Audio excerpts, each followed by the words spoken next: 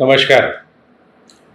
एक बहुत अजीब सी बात है कि जब जब पूर्व मुख्यमंत्री माननीय श्री भूपेश बघेल जी ने मेरे खिलाफ खुशी का इजहार किया है, तब तब वो मुसीबत में फंस जाते हैं। बड़ी अजीब बात है। बहुत पहले उन्होंने एक पाइप स्कैम किया था, मैंने इंडिया टुडे में छाप दिया था।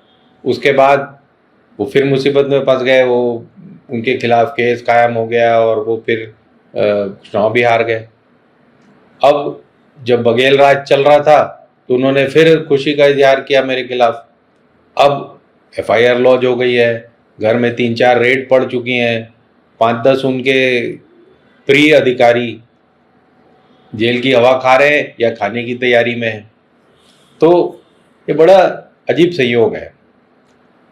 अब दूसरी बात सुने, मैंने आपको कुछ दिन पहले बताया था कि एक पत्रकार नामदेव ने एक आईपीएस ऑफिसर के खिलाफ, जो उस समय रायपुर का आईजी था, उसके खिलाफ कुछ बिल छाप दिए थे अपने छोटे से वेबसाइट पर कि इस अफसर ने 2-2 लाख के सामान खरीदे। कहाँ से? ये बगल वाले मैग्नेटो मॉल से, और वहाँ से वो सामान खरीद करके उसका पेमेंट किसी और ने किया। तुरंत उस बेचारे पर रेड वेड हो गई, उसको अंदर कर दिया और दुनिया भर की उसको तकलीफ दी गई। अब क्या हो रहा है? आज भास्कर ने उस खबर की पुष्टि कर दी है, बिना नाम लिए ना, भास्कर नाम वाम नहीं लेता, बिना नाम लिए उन्होंने ये बताया कि ऐसे सारे अधिकारी जो मौज मस्ती कर रहे थे, खासकर ये 2 आईपीएस अधिकारी हैं जिनके यहाँ रेड हुई है, ये मौज मस्ती कर रहे थे, बढ़िया बढ़िया खरीदारी कर रहे थे, और बिल पेमेंट किसी और के यूपीआई से, किसी और के अकाउंट से हो रहा था। तो जब मौज मस्ती चल रही होती तब लोग भूल जाते हैं कि ये मौज मस्ती आजकल डिजिटल है, इसका हिसाब किताब रखा जाता है। पुराने 2-2 साल पुराने, 4-4 साल पुराने रिकॉर्ड निकाले जा सकते हैं, कॉल रिकॉर्ड निकाले जा सकते हैं। ये तो पुलिस अधिकारी, इन्हें पता ही होना चाहिए था कि इनके रिकॉर्ड निकाल लिए जाएंगे। लेकिन जब गुड्डी ऊपर उड़ रही होती है तो लोग सोचते हैं कि अपनी तो चल पड़ी है, कोई अपने खिलाफ क्या करेगा। तो उनमें से एक अधिकारी हैं, जैसा कि नामदेव ने अपनी वेबसाइट में बताया था, आनंद छाबड़ा, जो उस समय आईजी थे। तो ये छाबड़ा जी ने इस तरह की हरकत की रही होगी, आज वो पकड़ में आ गई है। दूसरे अधिकारी कौन है ये मैं आपको बाद में बताऊंगा, क्योंकि भास्कर भी अभी उसका नाम लेने से कतरा रहा है। तो अब एक नई चीज देखिए, एक लिस्ट तैयार की गई है पिछले 5-7 सालों में पूरे देश में कौन कौन से अधिकारी दुबई गए हैं, है ना, बिना, या तो बिना सरकार से परमिशन लिए या ऐसी घूमने घामने, और कई तो ऐसे हैं जो कि साल में 3-3, 4-4 बार गए। और आपको आश्चर्य होगा, इस लिस्ट में दूसरे नंबर पे है छत्तीसगढ़, पहले नंबर पे है दिल्ली के अधिकारी जो दुबई जाते रहते हैं। जो ऑफिशियली जा रहे हैं वो एक अलग बात है, जो अनऑफिशियली बिना बताए अपने प्राइवेट पासपोर्ट पे वहां पहुंच जाते हैं हर दूसरे तीसरे महीने। कई अधिकारी 4-4 बार गए हैं साल में। तो ऐसा क्या है दुबई में, क्या हो रहा है? नाच गाना तो हो ही रहा है, खाना पीना हो ही रहा है। सबसे जरूरी काम जो वहां हो रहा है वो है दुबई में इन्वेस्टमेंट। अब 2 तरह का इन्वेस्टमेंट हो रहा है दुबई में। एक आपने अभी हाल में समाचार पत्रों में पढ़ा होगा कि रायपुर में और दुनिया भर के शहरों में, दुर्ग, चंडीगढ़ और भोपाल और भुवनेश्वर वगैरह में दुबई के आवास मेले लग रहे हैं। मतलब दुबई में जो प्रॉपर्टीज बन रही है उसे यहाँ आकर बेचा जा रहा है। यानी 2 करोड़ में आप रायपुर में ही फ्लैट खरीद सकते हो, 2 करोड़ में 2 बेडरूम का फ्लैट दुबई में भी खरीद सकते हो।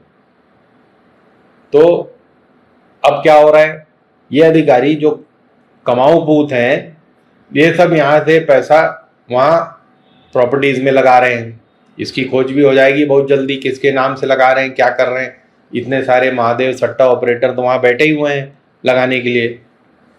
वहीं के वहीं लगा दे रहे होंगे, हवाला से यहाँ पैसे भेजो, उससे अच्छा वहीं मेरे नाम से 20-30 करोड़ लगा देना भाई तुम कोई अच्छी प्रॉपर्टीज में। फिर देखेंगे जब हम 5-10 साल बाद बेचना होगा कुछ और, लंदन अमेरिका कहीं खरीदनी होगी तो वहाँ खरीद लेंगे। तो ये गुलगपाड़ा चल रहा है।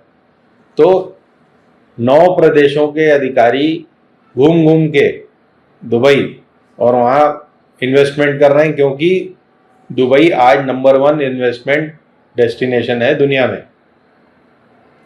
इसमें एक और राज है, न सिर्फ ये पैसे लगा रहे हैं खुद के वहाँ पे प्रॉपर्टी में, बल्कि वहाँ एक बहुत अच्छा इंसेंटिव दे रहे हैं वहाँ के बिल्डर कि आप किसी के 10 लाख 20 लाख 2 करोड़ लगवा दो, आपको 10 लाख रुपए का दुबई टूर फ्री है। यानी उसमें टिकट इंक्लूडेड है, होटल इंक्लूडेड है, घूमना घामना, फरारी वर्ल्ड और बुर्ज खलीफा और ये सारा, आप फरारी में घूमोगे वो सब फ्री होगा 10 लाख का। तो ये कार्यक्रम चल रहा है।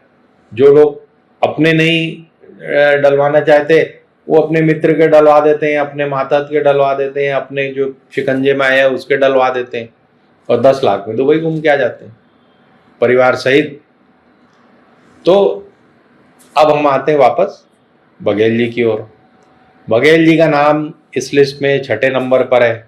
किस लिस्ट में? जिस लिस्ट में जानकार अपराधियों के नाम हैं, रवि उपल, चंद्राकर और इस तरह के जितने सटोरिये हैं उस लिस्ट में नाम आ रहा है।